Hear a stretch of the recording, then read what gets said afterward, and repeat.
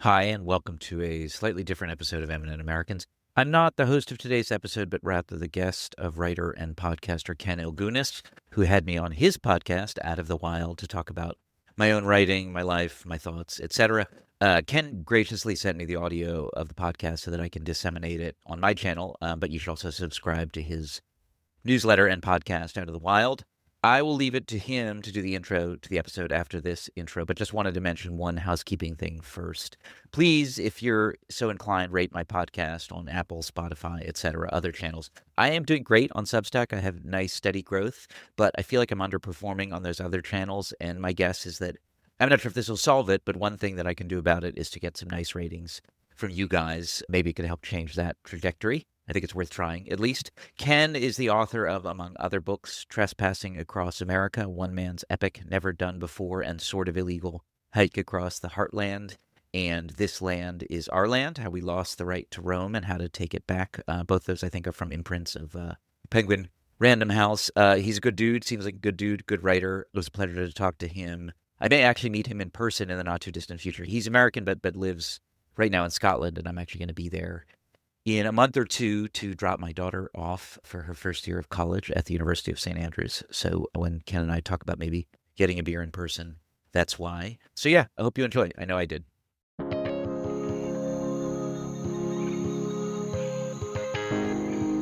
This is the Out of the Wild podcast with Ken Ilgunis.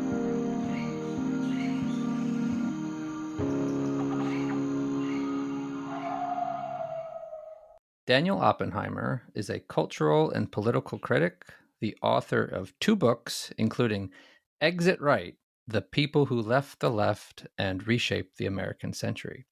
He's also the host of the Eminent Americans podcast, in which he grants, conveys, recognizes eminence and some of the most interesting, under the radar public intellectuals out there. Dan, hello. Hey, Ken. Nice to be on the show. Thanks for asking me. I guess It's yeah, it's what is always. I was going to say eminence? it's always a pleasure to be on the other side of the microphone. Doesn't happen often, but I love to talk about myself, so I appreciate I I'm appreciate you inviting me to do so. I'm honored to have you, Vaughn. As I said, I've done a deep dive into your work, which is all wonderful. I think one of the best things I read this year was your essay for the New York Times Magazine, and the title of that, and I'm wondering if this is your title or not, is "How I Learned That the Problem in My Marriage Was Me." It was just an absolute wonderful essay, and this essay is where you talk about when you and your wife saw a celebrity therapist to attend to some marital issues. And I want to ask what your motivations behind this piece were. Yeah, And I don't ask that in any out of a sense of judgment. Like, I have an unpublished relationship memoir. I feel the same inclination to talk yeah. about this part of my life. But as we've already talked about, you're exposing yourself, you're exposing your marriage. It comes with some costs. So what motivations were heavy enough to outweigh some of those costs? I've been interested in sort of psychology and relationships, forever. Like that was just the family I grew up in. We weren't always so great at sort of expressing emotions, and we weren't always the most psychologically healthy, but we were fascinated by those things, analyzed people probably in a somewhat too judgmental way, talked about relationships, you know, um, I probably like knew in some vague sense who Sigmund Freud was before, what psychoanalysis was before I even knew what it was in some meaningful sense. And that just sort of persisted throughout my life. So and the other big thing we talked about is politics. And so I think both of the books that I've written, particularly the first one that you mentioned, Exit Right, are really kind of at the intersection. It's understanding people's political journeys through their, with a really psychological lens. That's just the space where as a writer, like I think I have something to say. I have something to figure out, right? And then, the big thing that happened that set me on the path to this is I met and married my wife, who was not a therapist when we met. She was getting her PhD in American Studies, but she was studying history of psychology, so she was super psychologically minded. And then she ended up going back and getting, after she got her PhD, she ended up going back and getting her counseling degree and becoming a psychotherapist. So then that sort of added that piece of it to just my existence. And then also just somewhat coincidentally, I ended up working for a number of years at a mental health foundation, charitable foundation around mental health. So it's like all these things came together.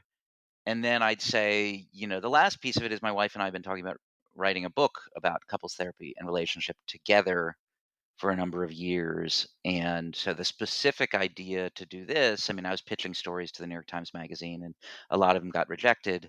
And then she and I had this experience, which was we did couples therapy with this guy Terry Real, who's a very well-known, eminent couples therapist, and we got sort of free therapy in exchange for having our sessions, our Zoom sessions with him observed by trainees in his system.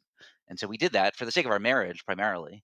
But I also had in the back of my head, knowing that we had wanted to write this book, knowing that I wanted to write something in the New York Times Magazine, I was like, well, maybe there's an article in here. And it just because of the way that that therapy went down, where we were being recorded, they were recording it for their training library, but they gave it to Mhm. us. They gave the recording. So I had this sort of unique thing, which was just like the perfect transcript, the perfect record of this experience we had. And so then, I pitched the story of the Times Magazine along with others, and that was the one they wanted. So that was, you know, that's a variety of answers to your question. You see, I listened to Esther Perel's podcast. Oh yeah. I've watched Couples Therapy with Dr. Orna, and I love both. I think they have a lot of integrity. They treat their subjects really respectfully. But I always in the back of my mind is like, why would anybody expose themselves on, on this show? Like, why would you put your voice or your face on it?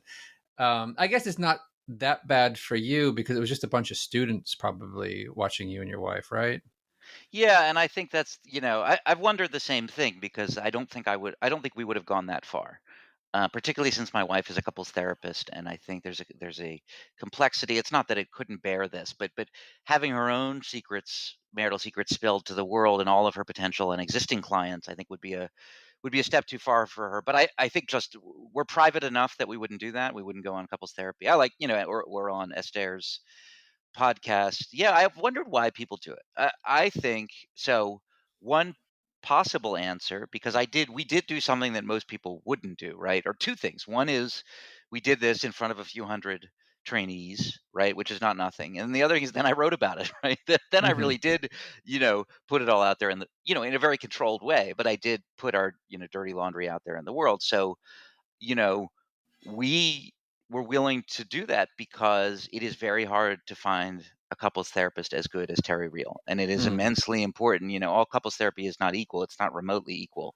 And so to be able to see Terry was worth a certain amount of exposure. And, to be able to see Esther is worth a certain amount of it. There's a little more anonymity, I think, on her podcast. I mean, if you're on with Orna, you're like, I mean, they You're don't give a really last name, right? exposed. But I actually know somebody who was one of the couples on couples therapy, and I don't think they give their last name, but they give their first name. Not hard to figure out who they are. I mean, a quick Google search, you could. So that's a level of exposure, like, um, yeah. But I wonder if it's just I should have asked the guy who I know who's on it. Like, I suspect some of it is just like it's some mix of exhibitionism, but also just like we need help and I know she's good, Yeah. and I don't know if the person who I pick off of, Psychology Today website is any good, Yeah. and that makes a huge difference.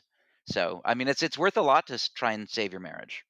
Yeah. Um, and speaking of solutions, you write about an epiphany you had in this therapy session where you recognize the problem lies mostly with you. And I'm quoting you here. Okay. Epiphanies are real, but they're fragile. They are a one-leafed seedling pushing up through the crust of the ground, or a blind hatchling waiting, naked and alone, for its mother to return with a worm. They are easily crushed underfoot or done in by harsh weather. If they're not protected and nurtured, they will crumble and blow away in the wind as though they never existed.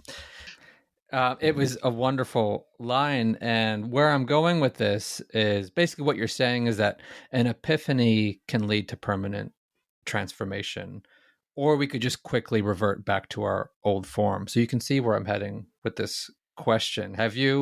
Have Have I you reverted? transformed, or have you reverted, or are you making progress in a way that might impress your hard to impress therapist? Um, yeah. Uh, I want to say, by the way, like the part of it that I am sort of more well, I'm fascinated with both ends of it. I'm fascinated. I think I've been fascinated for a long time of like, what does it take to actually change in a meaningful sense? But I'm also fascinated with like how cheap epiphanies can be. Like epiphanies are a dime a dozen, right? And like if you've ever interacted with somebody, if you've ever been in a relationship with somebody, I mean, this isn't everybody, but where like people can have accurate epiphanies all the time and they just add up to just zero, right? Like there's a lot of people out there who are having, formulating thoughts in their head that pretty accurately diagnose their issues. And I don't, I'm like this, I'm always like this, I don't want to be this anyway. And sometimes they'll experience them as great epiphanies every time.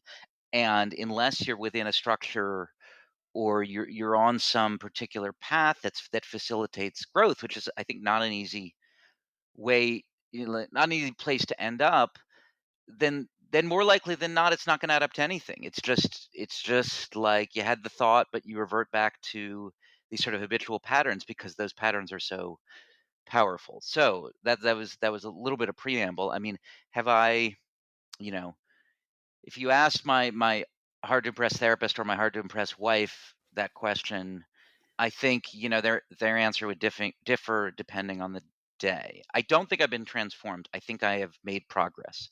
I think Hmm. it really was, some of those epiphanies really were meaningful, and I am in a better place, more constructive place today than I was kind of trying to.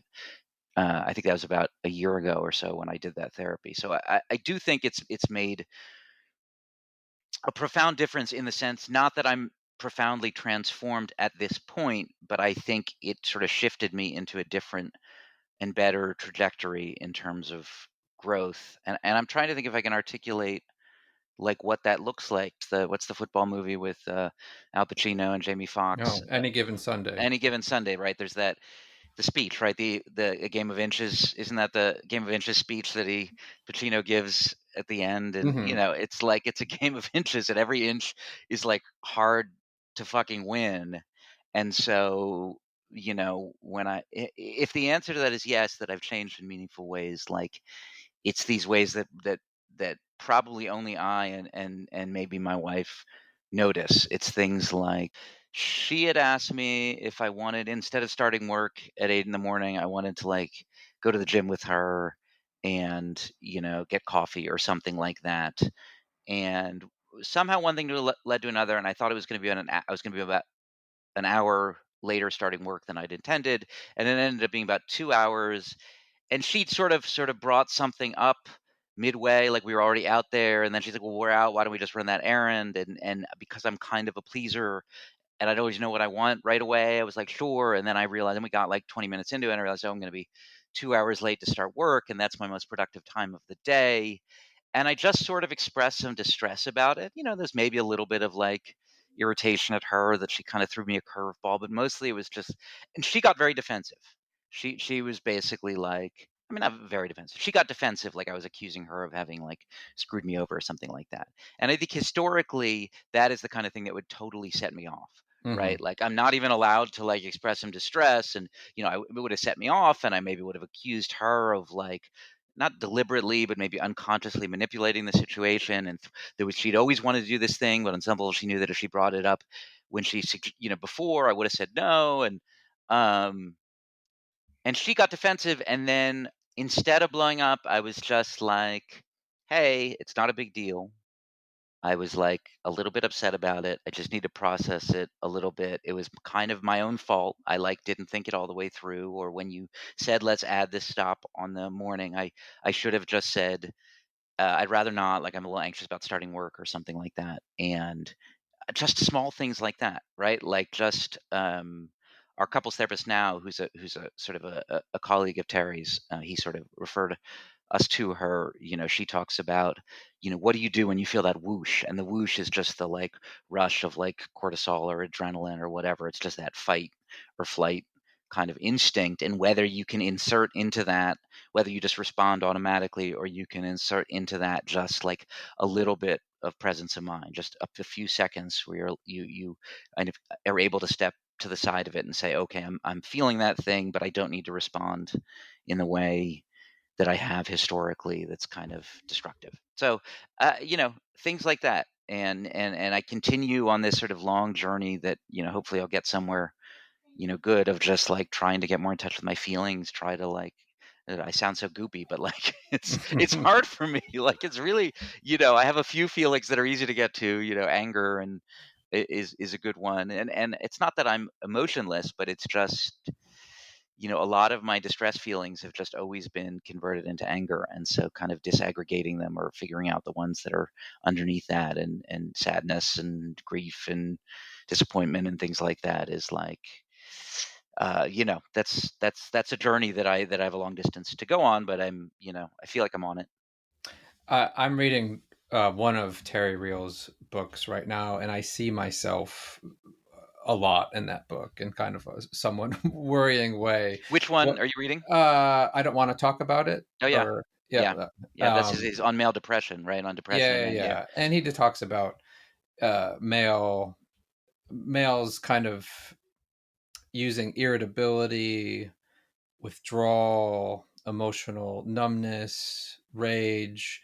There's kind of a depression beneath all of that, and this is kind of how it gets expressed. Yep. And rage is something I've experienced. Like my wife and I, we would have these kind of garden wars where I care a lot about my lawn and garden, and I see it as kind of like, I want to see it as like an autonomous zone where I go for peace and landscape and creativity and stuff like that. And she has her own ideas, so we're always butting heads about the garden. And remember once I picked up this giant boulder and I put it over my head and I just heaved it across the lawn because I felt such rage, and I felt like this was the only way I could kind of communicate how I was Mhm. feeling, because the words I was using didn't seem to be getting anywhere. I felt like I needed to do something kind of symbolic.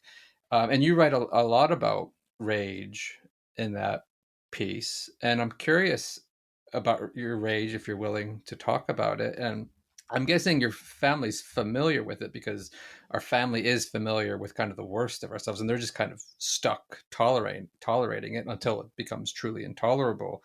Has your rage ever kind of extended beyond the boundaries of family at all?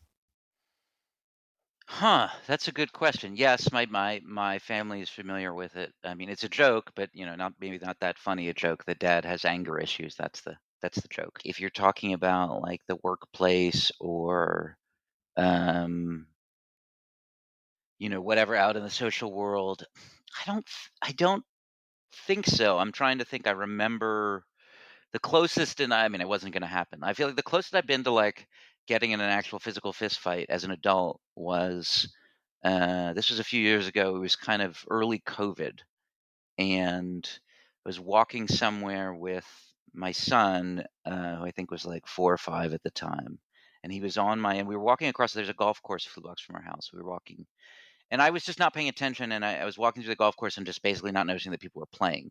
So I was like walking like where somebody would have hit a ball, Yeah. and this guy started kind of yelling at me like what an asshole I was. And I had my 4-year-old on my shoulders, like he's kind of like you know ice cream cone, as we called it. Um, and this guy's yelling at me, and I was so, I mean, but it was also like COVID craziness, right? It was like, you know, a- and I was just like started yelling at him. But I mean, I didn't move towards him towards a fight, but I mean, that was the closest where I was like, uh, there was just a part of me that was like, I could go just fucking deck that guy. Yeah. Um, but no, it's interesting. And it's I'm trying to think. I don't think Terry's written about this, and if you're talked about this, and he used this on me in therapy, and I think it's a good, I don't know if it's a metaphor or whatever, or device or something like that. But he said, when people say, well, I couldn't control myself, and he'd say, whoa, whoa, whoa, whoa, like you didn't control yourself. He insists that it's a choice, and he'd say, well, let's say, you know, um, you were driving the car and somebody was in the back seat with your daughter and he had a gun to her head. And he said, if you yell at me, I'm going to put a bullet in your daughter's brain. Would you yell at me? And I was like, no. He's like, or when you've been pulled over by a cop for speeding and he's being an asshole, do you yell at him? No. And his point is like, we actually can control these things when we perceive the consequences to be of not controlling ourselves to be severe enough. But yeah, I mean, I'm a secret rager in that sense. Mm. I was just at a roundabout. Well, in the UK, we have all these roundabouts everywhere. It was like this busy one near this McDonald's, and I had 4 kids in the car, and I was just really struggling to get out, like into the roundabout because it was so much activity. And this guy behind me was just honking the horn.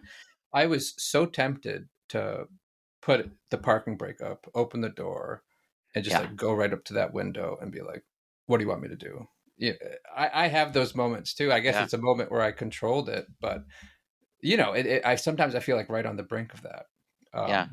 But let me turn this to more pleasant material for a second, Dan. So you write about the role culture played in your young life. It was a kind of escape. You write, "My solace was stories, TV shows, movies, science fiction, fantasy novels. I was safe and warm, tucked away in there with my action heroes, dogged detectives, young wizards, and warriors." I lived, I think, a kind of rich pop culture life as a boy and teenager. Can you just talk a little bit about that? Who were some of your favorite action heroes and wizards and all that?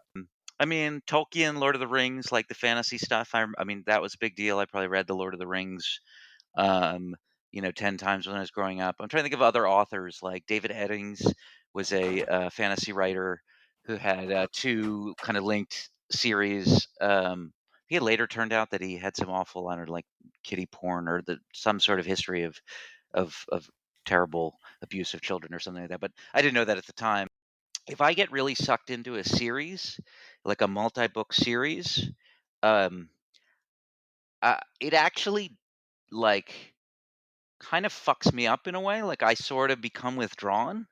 Like there's Hmm. almost like an addictive quality to it. Like I don't want to like I'm less present in my life with my wife or my work or my kids because there's this sort of gravitational pull towards finishing the story, getting on to the I'm next guessing one. it's not just finishing. I'm guessing you're kind of half dwelling in this fictional world as well. Probably. What's the first one that comes to your mind, like a series that just was really hard to leave?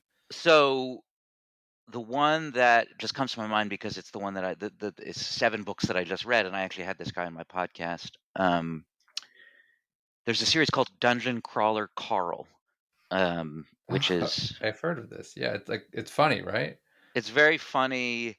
It's like a mix of science fiction, fantasy in an interesting way. It's in a sort of relatively new genre called lit RPG, where basically the plot somehow puts people in what's functionally kind of like a video game or a Dungeons and Dragons game, and they're leveling up. So they're leveling up in the way that you do in video games and in D&D, where you get more experience points or constitution points or and skills and spells and things like this, and they're aware of it. So Dungeon Crawler Carl, aliens come and the aliens come and take over Earth and kill most Earthlings, but then a small number of them, including Carl, you know, get get to are forced into this um, basically galactic reality show where they're just it's like Running Man, but at a galactic level. So they're just in this world, and there's different levels that have different kinds of villains and structures to them, and they have to survive to proceed in the game.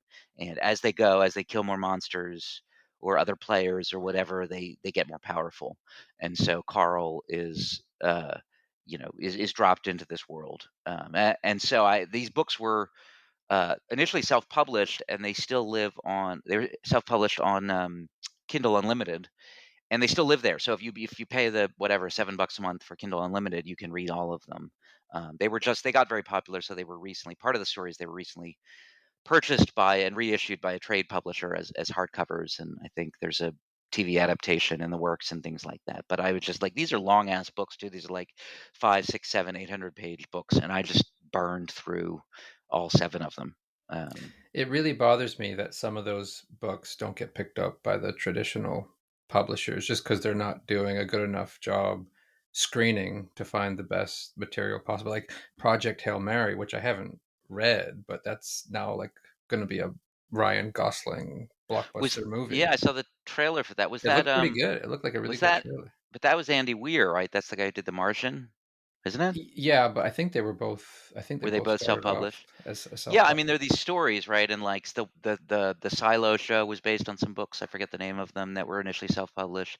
Some of them were like 50 Shades of Grey, right? Was like Twilight fan fiction, I think, that blew up. Um, yeah, they're getting more hip to it. But it's funny. Like I don't think for like fundamental core reasons this could work in the sort of literary fiction space. But there is something kind of pure in a sense about, in these genre spaces and in these self-published spaces, like there is a kind of like, relatively pure meritocracy in a sense. Like there's these books, like it's not like Dungeon Crawler Carl is great literature, but it's a very fun, it's a lot better than a lot of books that I've read that have been put out by commercial publishers. Like there's a lot of ingenuity and humor and inventiveness to it. Um, and it succeeded because people love to read it. I mean, the dude was. I interviewed him. He was a super nice guy. He's about my age. Uh, I think maybe he's a little bit older, but like his main source of income to that point was he had self-published other books, but his main source of income was painting cat and dog pictures. Like he was like he'd sell them on Etsy, he'd sell them at cat and dog shows, he'd sell them at art fairs, and like had to like you know was like making a living, but not a not a fabulous living doing that. And then he wrote these books, and they blew up. So that's actually a great sort of a fun story. But yeah, I don't know. What is it that upsets you about it? Uh, I think part of it's reflected with what's going on in my career, which is that I just haven't. I was on a great publishing streak, and then I'm just in a huge slump, and I've tried to get a couple of things published and struggled. So I'm just kind of projecting my frustration onto this larger thing, and thinking I have this wonderful thing that publishers can't recognize, very much like this funny fantasy sci-fi book. But let's talk about someone who did get published and whose book did really well, Terry Real. Yeah, Um, this again was the male therapist who helped you and your wife. And I didn't know who he was, but apparently he was already pretty well known. But I feel like you kind of launched the real Assance. I feel like you kind of took him to a different phase of celebrity therapist, kind of up to a Dr. Orna or Esther Perel. Is that how you see things? yeah, that's interesting. I mean, it's complicated, right? Because and I haven't been tracking it, perfectly, but I do know that after the article came out, then the Modern Love podcast did a episode with him, and then did another episode with him. Yep. I Um, listened to both of those. you know, I'll take a little bit of credit, but it's a weird thing to take credit for because, of course, he's a bigger deal than I am. I mean, there's no point at which he wasn't a bigger deal than I am. He's written, a bunch of books, a number of which have been bestsellers. He's a personality, right? I mean, that's what I Hmm. mean. Even more in a sense, it's interesting. Orna Graunik on Showtime's show is like she's compelling, but it's in a relatively like kind of understated way. Like Terry's a character. Terry's like, there's still a little bit of like the kind of relatively working class Jersey kid in the way he talks and he swears and he's sort of he cries easily, but he's kind of macho at the same time, and he confronts people. And I mean, he's made for TV. He's made for celebrity therapist dumb, I think, in a way. I mean, it is pretty dramatic with Terry. Like that's part of his thing. Is he cuts right to the chase. He moves very fast. He's very confrontational.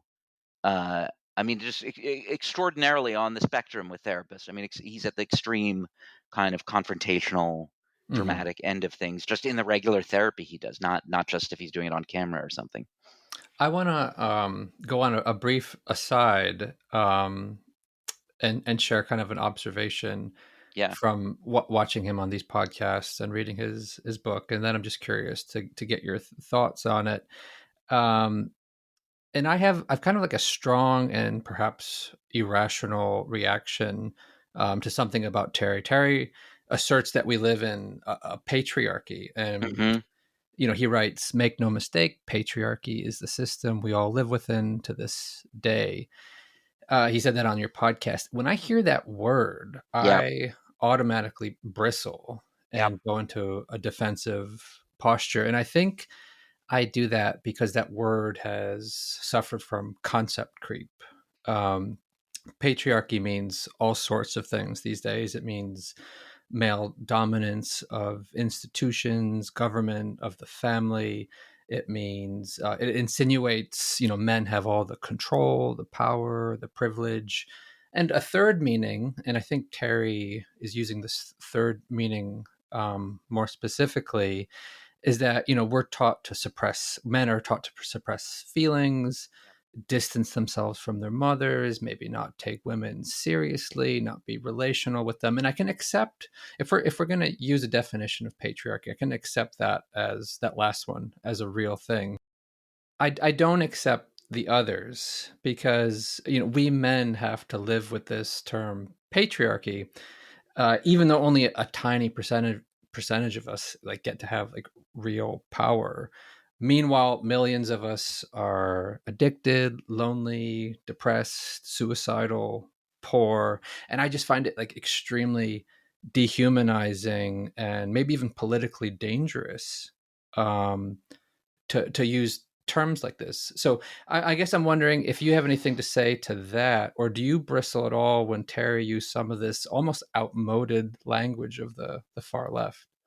Yeah, I have an enormous amount to say about that, and I've kind of argued with Terry at great length about on this very issue, thinking about like the culture war stuff and the wokeness war stuff.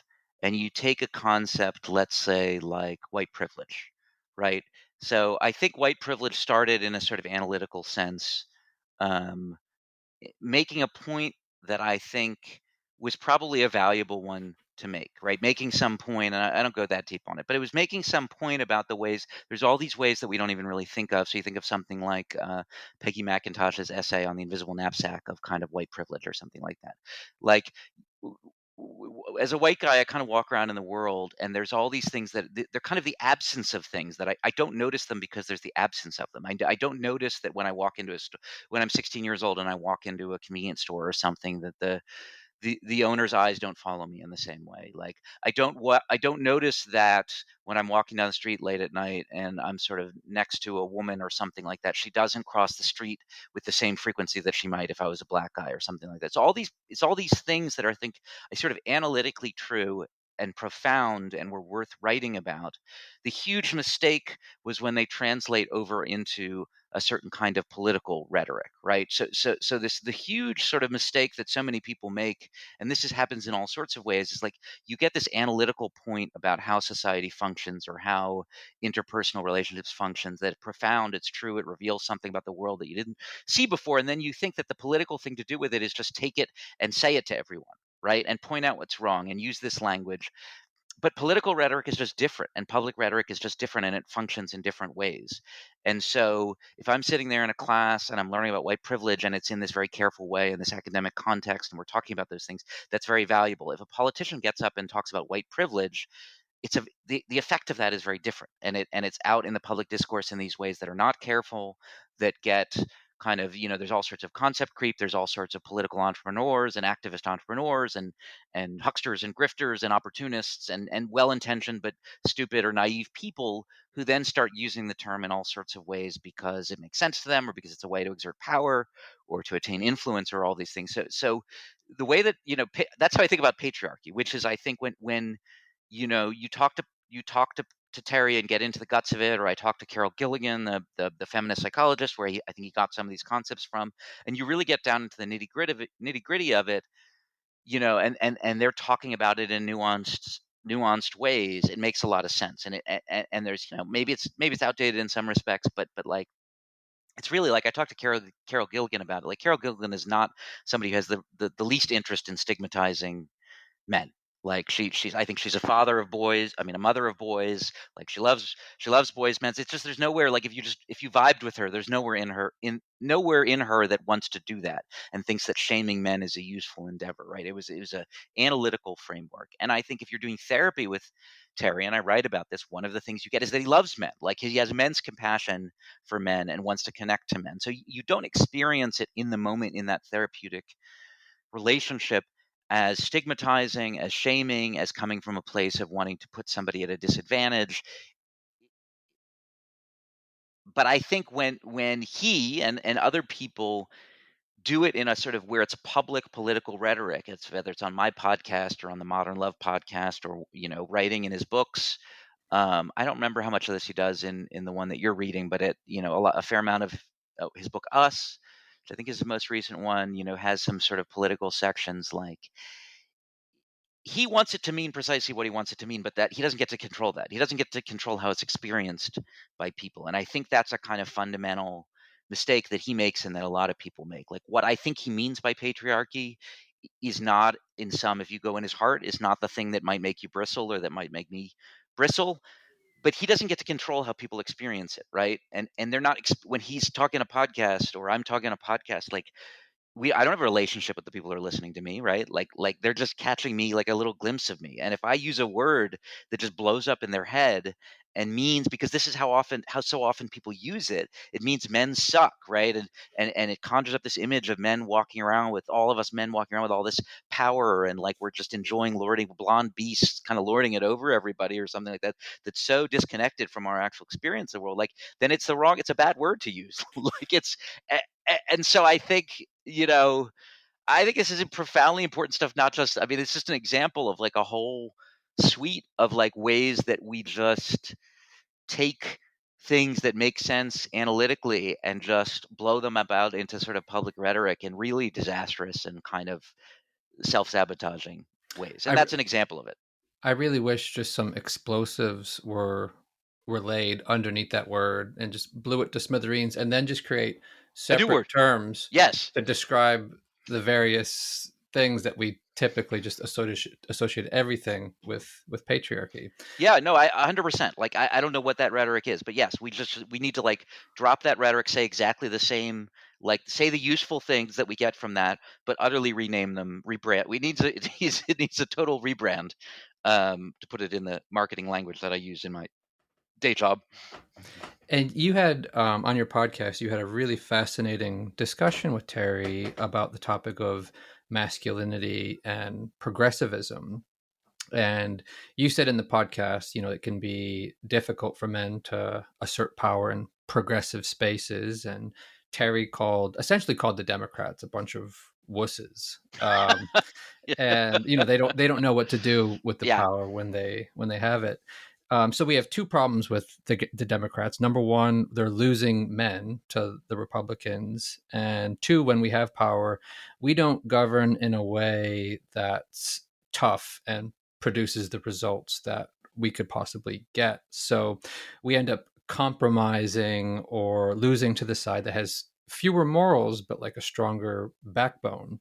So I'm wondering if you've kind of charted our way through this mess, and I know you've done a lot of historical research. Is there a historical precedent that you'd like us to learn from? Are there politicians out there who you think can kind of lead us out of this mess? So it's complicated. Like I think the issue is like power and comfort exerting power and sort of owning power. And I think the left has a different kind of challenges with that than the right does. Like the right is sort of comfortable with the idea of power and they're comfortable with the idea of like patriarchal power and men exerting power. Often in some fairly, here's another word that like will set people off in some fairly toxic ways, right? Like Donald Trump's a pretty toxic figure. And it's a pretty destructive kind of patriarchal exertion or style of power. But the left is just uncomfortable with sort of hierarchy and power, just at a root level, and that's just like a dead end when it comes to it's probably a dead end when it comes to politics, but I think it's just a dead end when it comes to living in the world. Like, we are, social creatures with sort of that we just intrinsically have to exert power, and I mean, unless you just want to have power exerted over you, then you have to feel comfortable exerting power, and sometimes that can be collective and utopian, but sometimes it's just individual and it's exerting power within a hierarchy, and you have people below you and you have people above you and things like that. And so being a mature adult in part is learning to sort of accept and integrate in a healthy way the exertion of power, and taking responsibility for the consequences of exerting power, which sometimes are bad, or sometimes you're just making hard choices that privilege your interest over someone else's, or person X's interest over person Y's, or group X over group Y. And like that's just the necessity. That's what happens when you exert power. And if you want to play politics, you have to understand that. And so, for a politically charismatic person, I mean, a politically charismatic person is in part somebody who can sort of exert a sort of comfort and ease and desirability to exerting power. That's often identified with the kind of the masculine, but doesn't have to be that. There can be women who are sort of exert a kind of who exude a kind of charismatic comfort with power. I don't know what the answer to it is. I mean, you get these sort of, because the reason I'm so hesitant to answer is like, it's all retrospective. Like Barack Obama, was a pretty charismatic kind of embodiment of power, as was Bill Clinton, as was Ronald Reagan, as is Donald Trump. Like successful politicians, we can retrospectively look at them and say they were good at that. Uh, you know, the problem with Kamala Harris or Al Gore or who are other failed, or Joe Biden or whatever our other failed candidates, is just like, they're like mediocre to above average politicians, but they're not exceptional. So I don't know. I don't know what I mean. Do you have I no, ask me a question, because I'm well, floundering a little bit. Like I think there's something there, right? There's something there in the sort of culture of the left that has a difficulty with exerting power. But I get very lost when I try and like think of what advice I would give, because you can't tell. I mean, you can tell somebody like Gavin Newsom be like this, and Gavin Newsom, who seems like a creature of sort of kind of pathological opportunism, will try to do it, and he'll kind of create a simulacrum of it, but it'll feel weird. yeah. Maybe not toxic in the way Trump does it, but it won't be the thing that I think Terry wants us to be. It won't be that kind of Barack Obama, Franklin Roosevelt, that just kind of like comfortable, like slightly arrogant but immensely compelling exercise of power, or something like that. I think there's a couple things I want to say, and I definitely can't answer the question I asked you. That's why I was asking you, because I think it's an important one. But a few years ago, someone published a book called something like "It's Time to Fight Dirty" or something like that, Okay. and this author had a whole bunch of like hard-nosed solutions for the left and progressives. Like let's stack the courts. Let's turn California into 3 states. Let's get Washington D.C. and Puerto Rico. Let's get their senators. Let's like push the bounds Yeah. of the law and constitution as far as they will go to get the power we deserve. But I want to say something else. Um, for me to kind of identify with a political movement or a political party, two things need to be in line. And the first is the political message slash policy, like Right. universal health care. Great. Yeah. I'm on board with that. But the second thing is emotional temperament.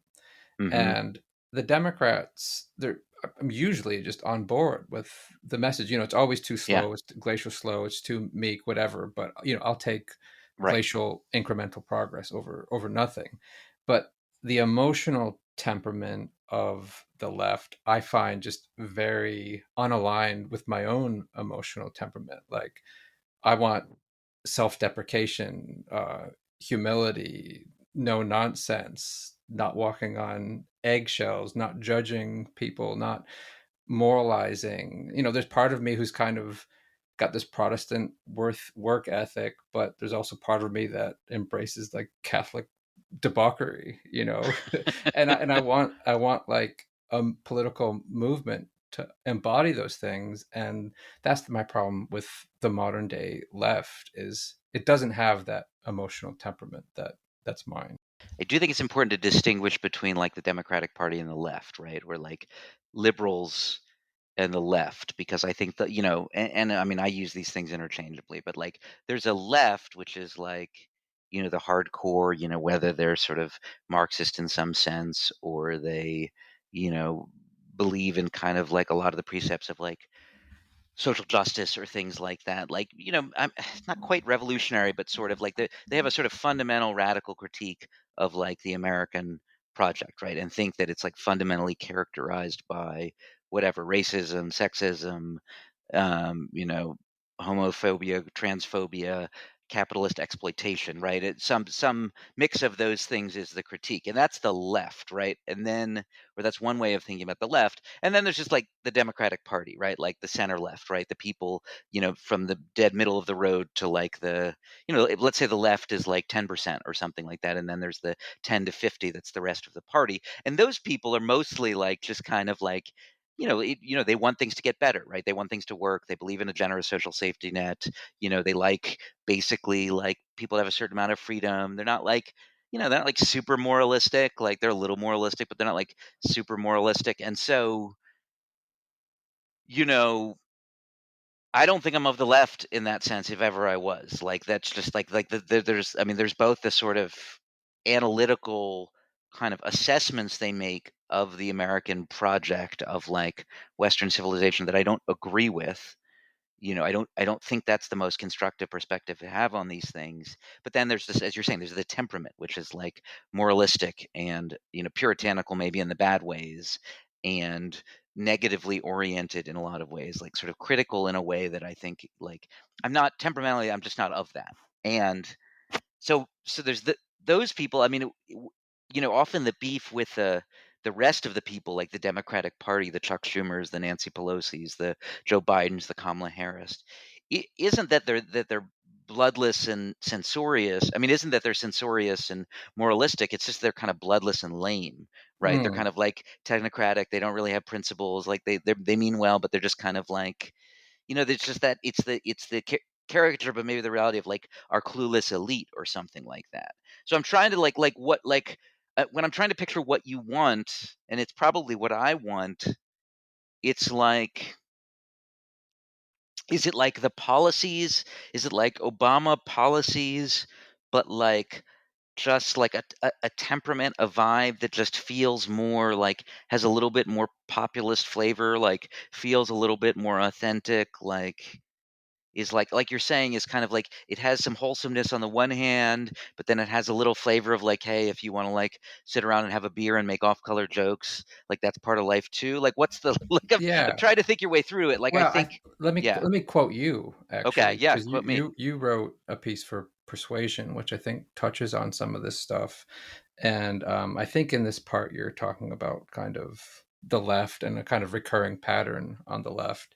You say there's a clear pattern: the shaming and the canceling, the puritanical moralism, the persistent influence of Marx, the metastasizing of noble goals of liberation and equality into destructively utopian theories of Yeah, human nature and society. So I think what you're talking about there is how people just forget to act like normal people. They forget the art of persuasion, of connection. They get lost in ideals and dogma. And I actually went to Occupy Wall Street. I slept on oh, did you? Zuccotti Yeah. Park for a week, but I felt very much apart. I was people would come up to me and be like, "Oh, you're a normie," and You mean um, you were perceived as a normie within that context, just your yes, vibe. Your just my vibe was vibe. Yeah, I was just normie. wearing like a buttoned up shirt, sitting on my backpack, and people were walking past me and like, "Oh," and I felt very alienated from the group there, which honestly seemed kind of half crazy or more or deranged or just dogmatic. And Yeah, while I generally think the Occupy movement was a good thing that happened, like yeah. I could not ever see myself. And I just kind of noticed they weren't really trying to like um, So be okay, so wait, accepted I by think a I have larger so community. I think something became clear to me that makes sense in your question that maybe I wasn't getting before, which is, and I think it speaks. I think you're right that there's a fantasy I have too, which is of an actual left that doesn't exist, like of a populist left of that like feels like real people, right? Yes, It's exactly. it's That's like the what I left want. that exists feels like um, a bunch of like shitty people in one way, like shitty or sort of like weirdo or just like Angry, angry. Aspergersy. They're doing a weird thing that doesn't have to do with what think it has to do. They say it has to do with, and it's like what we want and that what we imagine and like what we imagine existed at one time like probably it's like we have different models for it, right? But it's like whatever the labor movement, at moments of kind of labor ascendancy or something like that, where there was kind of a real base in the working class, and the leadership were often people who came up through the working class but had some charisma, but had that organic connection to those, and something like that. And I don't know how much, like, you'd have to kind of dig down to see how real that was or wasn't at various points. But is that kind of what you're talking about? Because I'm realizing that's a kind of shadow fantasy, I think, in a lot of my writing, which is like in a lot of ways, I'm of that sort of boring, bloodless middle in terms of like my policies. But I have this feeling that we would benefit. But sometimes, first of all, I have this feeling that we would benefit from like a quote unquote real left.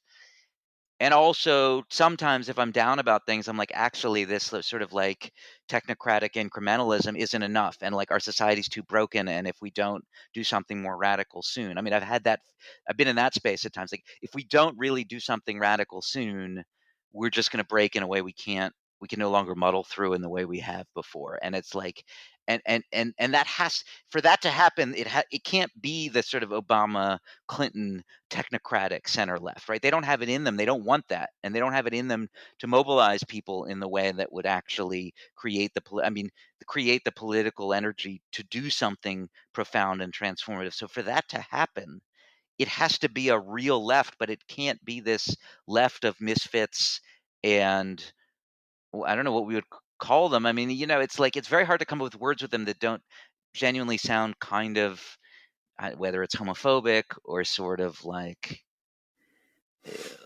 misogynistic or something. I remember like Orwell in one of his essays talks about like the sandal wearers and the fruit juice drinkers and things like that. And it's like it's right, but it's a little icky.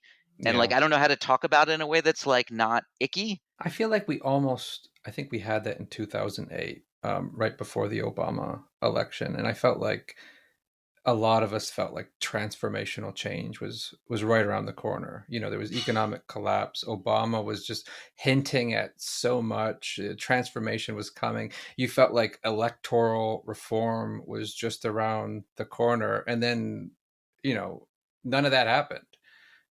And Um, Obama himself, and I don't know if I've ever kind of read a satisfactory explanation for this.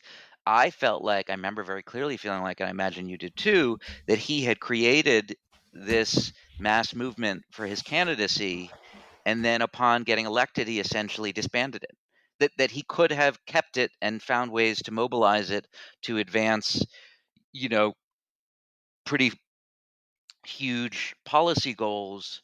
And really all that he did was he used it to get elected, and then he kind of spun it back up again to get elected in well, 2012. But I think he yeah, wanted to be revolutionary in a different way. So he was revolutionary and promising all these things at first, but then when he got into power, I think he wanted to be revolutionary in that he wanted to end polarization in America.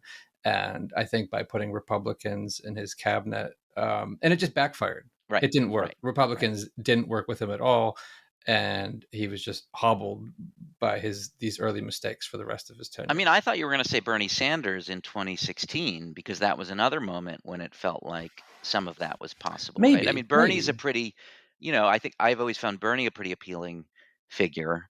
Um, in the sense that I think you're talking about, like somebody who actually seems to have a pretty clear sense of like seems authentic, but also seems to have a pretty clear sense of the ways in which the things that he's doing and saying would point towards meaningful sort of political change, as opposed to like whatever was happening, in Occupy Wall Street or Yeah, something but like that. we're talking about the followers as much as the leaders here, and I think like the followers of Obama, like he made like a collective of normies who could have Right. pushed for some radical change. And I don't want to judge the Bernie people at all. Maybe they were, but yeah, Do I don't you know. think? I mean, when you were at Occupy for a week and you said you felt alienated, I mean, did you feel like I do sometimes feel like I don't know what these people, I guess I know what they think they're doing, but it seems like they're doing something, like what's really driving them is very different. Well, I think I don't know if this is what you're hinting at, but I think there was a ton of like mental health problems Yeah. um, represented there. You know, just people just scream. And some of them were like paid actors coming told to come in and sabotage everything. But yeah, I don't know if you watched the series Andor, but there was Yes. this amazing um, soliloquy by the Forrest Whitaker character where he talks to this like young revolutionary, and he says, "We revolutionaries, we're the misfits, we're the Mm. damaged, we're the insane, we're the oxygen that's going to light the fire." So I do think there is a relationship between mental health problems and revolution, and you kind of need those people who are going to be on the front lines and pushing for things and agitating. So I don't know what we're talking about here. We kind of want like a Well, normie uh, left, but you kind of need the well, I mean, zealots as well. we yes, but I mean, I think you want a normie left, or I think the other thing, and I'm remembering I talked to Corey Robin about this. You know, one of the things he said that he sort of realized in the aftermath of kind of, after the promise of Bernie kind of evaporated, was just how weak the structures, the organizations of the left were. He just had kind of he'd overestimated what was there, and like so maybe it's a normie left, but even like we have history, labor unions used to be much stronger, and some of them were, meaningfully left. I mean, the civil rights movement, in the 50s and 60s was meaningfully left in certain ways, and had some pretty strong organizations and some pretty sort of brilliant and strategic leaders. So there's another version of it, which is, I mean, maybe it's less that it's defined by normies than that it has kind of strong and seasoned and strategic institutions with smart leadership, and that seems to be missing as well. And normies are not, maybe it's like if you have that, then you get some of the normies to sign up for your project. I mean, normies are not drawn to movements that seem like they're collections of misfits, right? Yeah. Let me touch on exit right for a minute because I think it's related to all of this. So some people who've left the left in the past 10 years, they now call themselves heterodox. Hmm. And I imagine the heterodox is like there's just been an explosion, and the heterodox are just like dust motes just in the atmosphere, and they'll settle down and end up on the left again when it becomes a more welcoming place. But I'm thinking about people who've actually moved to the right in recent years, and I know you've written about Elon Musk, and I'm curious if there's any other figures who come to mind, such as would we put Joe Rogan in there? And you follow press personalities more than I do. I'm wondering what you would say about like a Matt Taibbi or a Glenn Greenwald. Yeah, I mean, I don't want to say much because I sort of stopped following them at some point. At some point, and so I don't feel like I'm kind of have kind of fine grained knowledge of them. It felt like um, I think I had been following Taibbi to some extent, and I don't know if I stopped following because I thought like I disagreed with him all the time, or he just got kind of boring. Sometimes I just follow people because they get boring. I thought he sort of, with some of these people, and it's understandable psychologically, right? Like they end up kind of out of step. They're on their left, but they're out of step with the left in some fundamental way, right? Like I think with Taibbi, a big one was the kind of Russia stuff, which I think he sort of fluctuated between thinking it was totally nothing, and it wasn't totally nothing, but it was being blown way out of proportion. And then there were pieces of it that I think he really disliked, that I agreed with him on. Like there was this embrace of like the national, like all these national security types, these former CIA agents, and all these people. John Brennan comes to mind, and like who would show up on MSNBC on Rachel Maddow or Chris Hayes or something like that, and the kind of the resistance embraced them, and these are just like professional liars to some extent, right? And Mm, there was a hypocrisy and a sort of ignorance about suddenly embracing these people as heroes of democracy that I think drove, Taibbi up a wall, and understandably, not to mention all the kind of like what, for a little while we were calling woke capital, the way that brands, Starbucks and Nike and all these people were being embraced by some version of the left because they were sort of performatively, getting on board with, Black Lives Matter and things like that. So just the ways in which somebody like Taibbi had always been heterodox, but like also always been principled. Like, he was incredibly attuned to that stuff, and it was interesting to me, but he also seemed to kind of, and this is just human nature, like, he seemed to apply this incredibly sort of cynical, skeptical filter to the stuff that was coming from the left, which was appropriate, but then didn't seem to apply the same filter, or wasn't paying the kind of appropriate amount of attention to what was happening on the right. And I don't even know Mhm. where he is these days, but, like, I never lost sight of the fact that, like, I just, where was, like, I don't where's the decent, there was never, like, a decent right to be found in any of this. Like, I can't even imagine, like, I mean, I don't know, at least since 2016 or something like that. I mean, you look at somebody like Mitt Romney. I mean, he seems like a decent enough guy. I mean, he always seemed like a political opportunist. Didn't seem like a man of great political principle, but he seems like personally he has a lot of integrity. And, same with John McCain. Like, personally, he seemed to have a fair amount of integrity. Politically, he's a little wishy-washy. But, there was some kind of like decent, George H.W. Bush right that was still kind of holding on in some ways. But I mean, they've just been off the board for like, it seems to me they've been off the board for like, a decade or more or something like that. And so, yeah, people got like batshit crazy on the left wing or the liberal resistance, and like worthy of all the skepticism and cynicism that Taibbi brought to it. But like, you got to remember what, like, what's on the other side. I mean, the people, and like, I don't know, sometimes people don't wanna feel homeless or something. I mean, you're talking about those dust mites, right? Dust motes or something like that, and you're saying they'll eventually settle on the left. I think they'll eventually settle on one side or another. Mm. I don't think people like being, I include myself in this, I don't think people like to be floating free without a team or a coherent political identity. And so I think, we're tribal beings or creatures or something like that. And so I actually think most people will settle in one place or another. And part of what's interesting is kind of watching people struggling with that. Like, I think of somebody like Barry Weiss and the Free Press folks. And Barry Weiss was always, I think, a kind of center right conservative, but she's at the New York Times, and like, you would have imagined, and she left and started the Free Press at this period of time when kind of that left woke thing was ascendant. And so the fact that she started an organization, a magazine that was kind of anti woke, didn't initially code to me as like right wing or allied with the Republicans. Mhm. And she may have been somewhat critical of, like, I just assumed that, like I imagine most decent center right people, she would be horrified by Trump.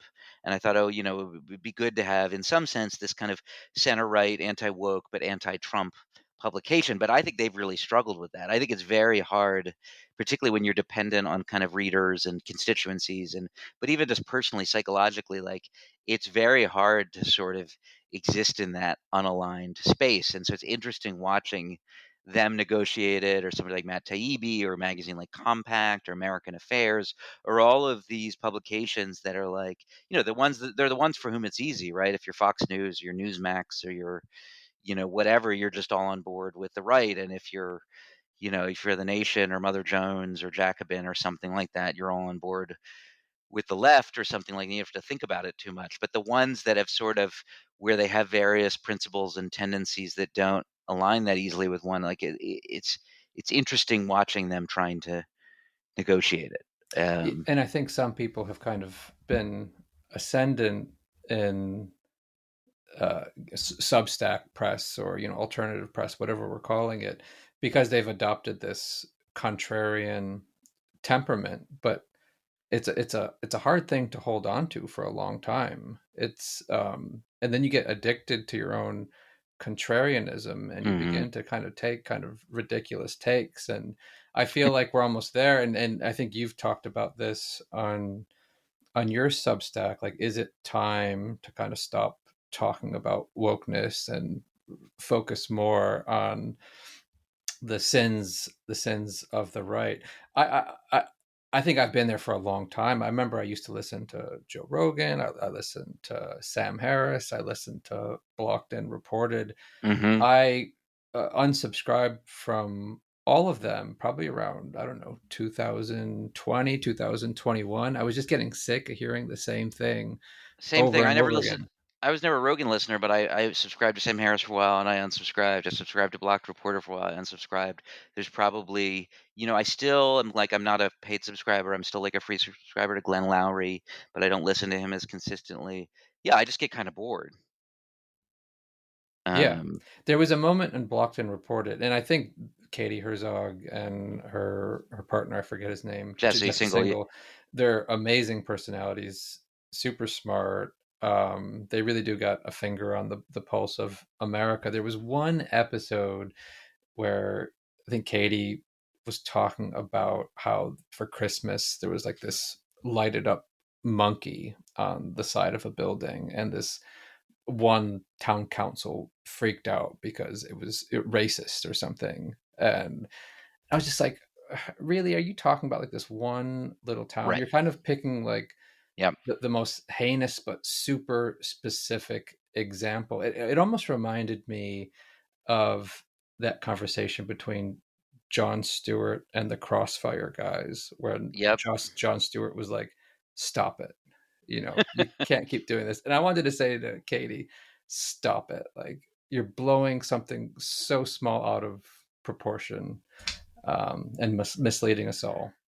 I mean, it's interesting because yeah, and it's like it is a recurring, I guess, like just political strategy. I don't know how far back it goes. I think when I became aware of it, the context in which I became aware of just that mode was, pretty early Fox News, which I kind of like. I'm trying to remember why I was like watching some of this. I was never, maybe I didn't quite know how right wing it was, or maybe it wasn't that right wing yet. But I mean, I remember watching like Bill O'Reilly. I watched Bill O'Reilly for a while. I sort of somehow deluded myself into thinking that he was more of a kind of independent thinker than in fact he was, and I'd occasionally listen to Rush Limbaugh just to torture myself or something like that. But that mode, I'm not saying that they pioneered it, but that was when I became aware of it, which was that mode. I mean, they just obviously had these researchers who are constantly scouring, whatever news sources and for the left wing outrage of the day. Yeah, Right. And then they would turn it into this big thing, and it was symptomatic of this. And it was just to sort of generate this kind of, I guess, and I don't say I guess because I know it, I understand it somewhat, but to generate outrage in their readers, right? That there's some sort of psychological process that goes on in people when they're sort of fed this thing that confirms their, already existing tendencies or something like that. And that was just the day in, day out, just fuel of Fox News and right wing talk radio.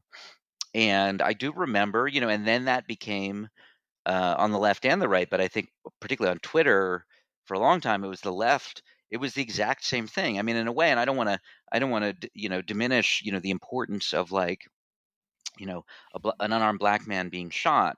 But in a way, like that's a kind of extreme version. Then Twitter became a kind of just endless series of look at this terrible thing that this right wing person did, or sometimes look at this way that this ostensibly left wing or liberal figure, said the wrong thing or something like that. And I was aware pretty early on, like, well, this isn't going to end well, right? Like, it has an efficacy, but it's like I didn't like it when it was on the right. It made that movement toxic. Um, it sort of, and surely it will make us toxic. And then it's just, and then what you're talking with Jesse and Katie, it's like the same fucking shit, right? It's yeah, the same thing. Now they're doing it with the craziness of the left wing woke people, and it will predictably, with their a certain amount of their listenership, it will give them exactly what they want. They want to. It's somehow gratifying, psychologically gratifying for them to hear about this crazy, crazy left wing person who just like, you know, saw what everybody else saw as just a funny monkey on the side of the road and decided to impose a racial lens on it, and now everything's fucked up. And also, by the way, this is gonna, you know if you're still a Democrat, maybe this is going to hand the election to the right. And I mean, whatever, I participated in it too. Yes, it is a challenge. Like it's a challenge not to get stuck in that mode, which I probably have a tendency to get stuck in. um I think where I differ, I mean, I had that exchange with Naomi Kanaki on my Substack where we were sort of talking about that, and I think where I differ from, I think Naomi's perspective is mostly we just need to like focus on the right now. I think where I differ from her is like I just think it's a more sort of complicated equation than that. Like Mm. I don't think there's ever a reason to stop being in some measure critical of one's own side and one's own movement. I think that's healthy to point for the movement. So there's plenty of spaces that are still there's plenty of cultural, political spaces, academic spaces where you know the dumbest of left-wing orthodoxies, and there are smart left-wing orthodoxies, but the dumbest of them are sort of unquestioned and exert sway that's doing damage to just the quality of the intellectual or creative or political you know ecosystem. So that's worth critiquing. um and also it's just like one does have to like, as a writer, as like somebody who wants to create something meaningful or beautiful in the world in some sort of artistic fashion, like you can't just decide where you're going to be interesting. Like like you can't just decide like you know like you know you can't be Glenn Lowry, who like some degree of what he's brilliant on and has insight on are the sort of ways in which kind of the orthodoxies of the kind of left that cares about race in America are stupid or things they're missing. Like that's where he has profound insight. He can't suddenly decide to also have profound insight about some other thing because politically that would be optimal or something like that. Like you have to like obviously that's something I've thought a lot about. I have some wisdom or some insight about it. So I can't like just throw it over and decide, okay, I'm going to just start analyzing the corruption of the Trump administration. Like there's there's some shift that has to happen to keep myself generative and fresh and interesting, so it's not isolated from what's happening out in the world, but it has to come from where I have something to say. It has to, I mean, it has to be organic in some way. So I think I'm trying to find my way towards that. I mean, I like, I just did a podcast to come out. I mean, I was going to say next week, but it'll be in the past by the time this comes out with Blake Smith, who's been on the show a few more times, and we talked more about this. We kind of were wrestling with this because Blake has wrote something that he published recently where he sort of was like expressing some regret for how much time he spent sort of criticizing the left Mm. in light of what he sees as just the much worse kind of stuff that's coming from the Trump administration. And he and I were going back and forth, and I was like, "Well, do you really regret it? Like that was some pretty good writing." And he's like, "Surely you don't regret any good writing you did. I don't, And he's like, "Well, I grew up in a like evangelical Christian household. I regret everything that I've done." And like, I mean, it was but I'm struggling with that. I'm trying to think through how do I find my way to something that's like authentic and organic and interesting for me, but that is also in conversation with what's Yeah, happening out in the and world. the obvious is not interesting, and the obvious is that Trump and the right wing is a huge problem, Right. and anyone with half a brain can see that. But as you were talking, I was thinking of sports. I've played sports all my life. I'm the captain of two adult recreational sports teams, and there's two ways to win, and the one is to strategize and defeat your opponent, and the other is to fix your team, to focus on your Mm, team, to go to trainings if you have someone toxic, to nudge them out, to do recruiting. And I think that's what a lot of us are doing. We're just trying to make the best team possible yep. for the games ahead. um, but I've kept you so long, Dan, and I want to Yeah. end with some sort of recommendation for you. Anything you're reading, watching, anything you want to recommend to the listeners? Sure. I'll give you a few things. Just finished watching Murderbot on Apple TV, which I thought was a lot of fun. I'd read the Murderbot novels, the science fiction novels, and really enjoyed them. And they're kind of fun. They're not super deep, but they're fun, quick reads. The last one wasn't great, but the first few were fun. And they did a really remarkably good job with the TV show, which is not it's not a deep show, but it's a it's a really well done show. Like the writing is really good, the performances are on point, and it's interestingly and I couldn't articulate why, but the tone is different from the novels, but has its own integrity. Like Hmm. they didn't try I'd be curious to know how they would sort of articulate that to themselves, because it has this funny sensibility, which the novels do too, but it's just a different sensibility. But it's like they did this very hard thing to do, which is to take, a book or a series of books with a very distinct sensibility and translate it into something that's its own thing and is kind of authentic to its own medium and its own choices. Um, and just like it's impressive in that way, and also it's just a fun show. It's like 10 half-hour episodes. They go down easy. Like the guy, I'm forgetting the guy's name, the lead, but he's very good, and the woman who plays there's a few really good performances. He's very good. The woman who plays the planetary administrator, the kind of head of the team that the robot gets attached to, is very good. And there's in particular, there's one of that crew who's also actor who's also very good. So that's good. I just finished reading, which I should have read a long time ago, Lori Gottlieb's book on. She's a therapist and a writer. I always forget what it's called. It's really good. Maybe you should talk to somebody. Is that what it's called? Hold on. Lori Gottlieb's. Uh, Maybe you should talk to someone, which is about herself. It's about some of her clients and doing therapy and being in therapy, and that's really good. That's been around for a while, but that was really good. Okay, so Brandon Terry is a professor at Harvard in, I think, the African American Studies department, or maybe in the government department, and he has a new book called. He's a young guy. I think he's kind of early 40s. He has a book coming out called "Shattered Dreams, Infinite Hope: A Tragic Vision of the Civil Rights Movement." And I've been following him for a long time. He's a pretty brilliant thinker and a really good writer. He's kind of his thing is like Martin Luther King, and he's written a lot about King. And he's a political philosopher, so King is a political philosopher.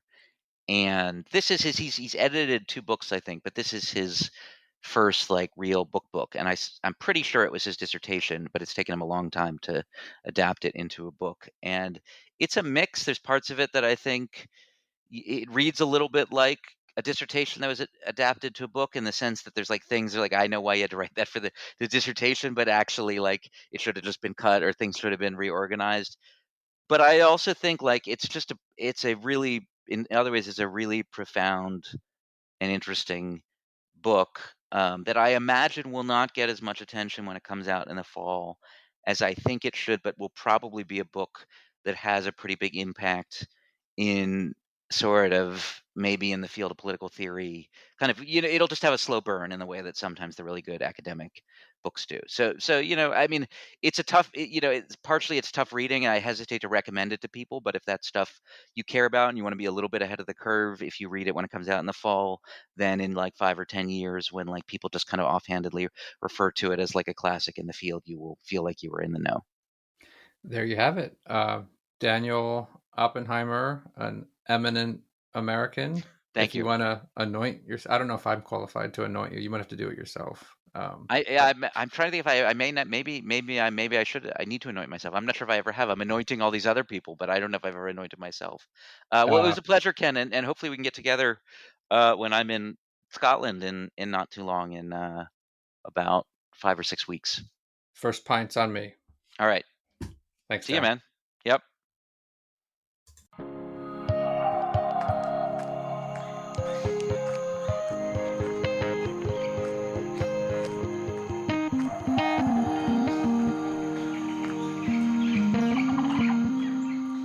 This is the Out of the Wild podcast with Ken Ilgunis. Original music by Duncan Barrett.